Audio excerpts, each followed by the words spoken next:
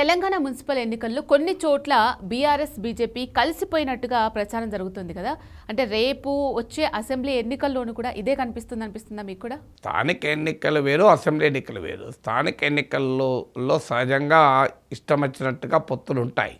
అది ఎందుకంటే జిల్లా స్థాయిలో అవసరాలు ఓ పార్టీకి ఇంకో పార్టీ ఏ మేరకు దోహదపడుతుంది అనే యాంగిల్లో ఉంటాయి. అయితే అఫ్కోర్స్ ఇది పార్టీ సింబల్ ప్రాతిపదిక కనుక స్థానిక స్థాయిలో కూడా పొత్తులకు కొన్ని పరిమితులు ఉంటాయి. ఇక పార్టీ సింబల్ అయితే లేకపోతే, పార్టీ ప్రాతిపదిక లేకపోతే, ఇప్పుడు సర్పంచ్ ఎన్నికలు ఉన్నాయి, ఎవరితో కలవాలో అన్ని రకాల పర్మిటేషన్స్ అండ్ కాంబినేషన్ జరిగాయి.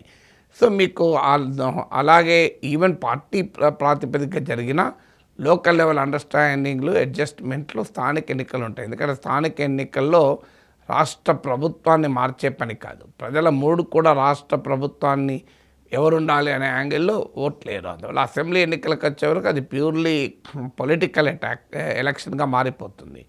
సో అందువల్ల ఇప్పుడు స్థానిక ఎన్నికల్లో రెండు పార్టీలు అప్రకటితంగా, రహస్యంగా, లేకుంటే ఇంకో రకంగా కలిస్తే అదే రకమైన అరేంజ్మెంట్లు, అడ్జస్ట్మెంట్లు అసెంబ్లీ ఎన్నికలకు ఉంటాయని ఎవరూ చెప్పలేము.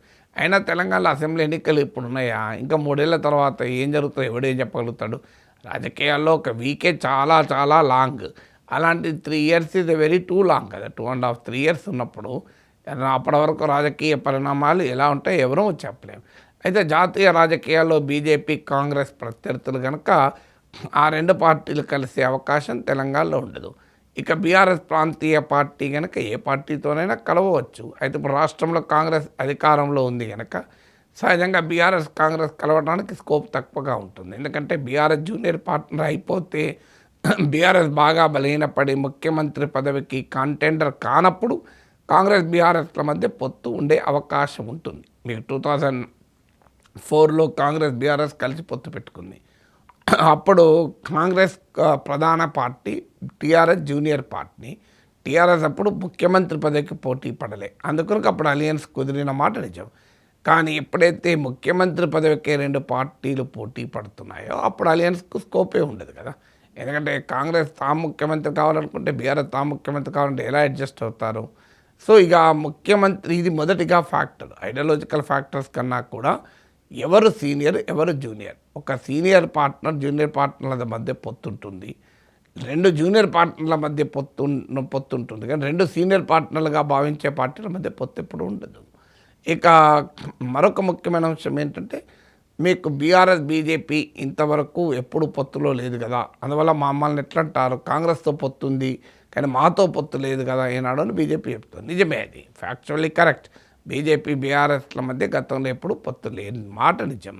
కానీ అదే బీఆర్ఎస్ మొదట అధికారంలోకి వచ్చినప్పుడు కాస్త ప్రో బీజేపీ టిల్ట్ ఉండే కదా. మీకు కవిత స్టేట్మెంట్ కూడా ఆ రోజుల్లో బీఆర్ఎస్ ఎంపీగా కవిత ఉన్నప్పుడు మోడీ ఆహ్వానిస్తే మేము క్యాబినెట్లో కూడా చేరుతామని వాళ్ళు ఇచ్చిన స్టేట్మెంట్లు ఉన్నాయి. మీకు మిషన్ భగీరథ, హైదరాబాద్ మెట్రో ఇవన్నీ మోడీనే వచ్చి ప్రారంభించిన హిస్టరీ కూడా ఉంది కదా. మోడీని ఎవరో ఒక ప్రతిపక్ష ముఖ్యమంత్రి విమర్శిస్తే బీజేపీ వాళ్ళకన్నా ముందు కేసీఆరే అభ్యంతరం చెప్పాడు. తర్వాత ఎప్పుడైతే దుబ్బాకలో బీజేపీ దెబ్బ కొట్టిందో అప్పటి నుంచి కాస్త బీఆర్ఎస్ బీజేపీకి వ్యతిరేకంగా మాట్లాడడం మొదలుపెట్టింది. అందువల్ల రాజకీయాల్లో ఒక ప్రాంతీయ పార్టీల స్వభావం ఎలా ఉంటుందంటే, తమ అధికారం కొరకు, తమ ప్రయోజనాల కొరకు ఎవరితోనైనా కలుస్తారు, ఎవరితోనైనా కలవకుండా ఉంటారు. ఇప్పుడు దేశం మొత్తం మీద తీసుకుంటే ఆర్జేడీ మినహా దేశంలో అన్ని రాజకీయ పార్టీలు, ప్రాంతీయ పార్టీలన్నీ బీజేపీతో కలిసినాయి కదా. ఇప్పుడు నేషనల్ కాన్ఫరెన్స్, మీకు పీడీపీ కాశ్మీర్లో, పంజాబ్లో అకాలీదళ్, హిమాచల్లో జననాయక జనతా పార్టీ, కర్ణాటకలో జనతాదళ్ సెక్యులర్, ఈవెన్ ఉత్తరప్రదేశ్లో సమాజ్వాదీ పార్టీ బీఎస్పీ, బెంగాల్లో తృణమూల్ కాంగ్రెస్, మహారాష్ట్రలో శివసేన, ఎన్సీపీలు, ఒరిస్సాలో బిజు జనతాదళ్, తమిళనాడులో ఏడీఎంకే, డిఎంకేలు, ఇలా ఈ అన్ని పార్టీలు ఏదో ఒక బీహార్లో మాత్రమే మినహాయింపు. ఒక్క బీహార్లో జేడీయూ కలిసింది కానీ ఆర్జేడీ కలవలే. ఈ మిగతా పార్టీలన్నీ ఎప్పుడో ఒకసారి బీజేపీతో కలిసినాయి కదా. ఆంధ్రప్రదేశ్లో చూసాం కదా, అసలు టీడీపీకి ద్వారాలే తలుపులేస్తారో మన అమిత్ షా బారుగా తెలిసి చంద్రబాబుని ఆహ్వానించలేదా? సో అసలు మేము ఈ చారిత్రక తప్పిదం బీజేపీతో కలవడం, మా సెక్యులర్ పార్టీ అంటే టీడీపీ వెళ్ళి మళ్ళీ బీజేపీతో కలవలేదా? అందువల్ల రాజకీయాల్లో ప్రాంతీయ పార్టీలకు ఎప్పుడూ ఒక సైద్ధాంతిక పొజిషన్ ఉండదు.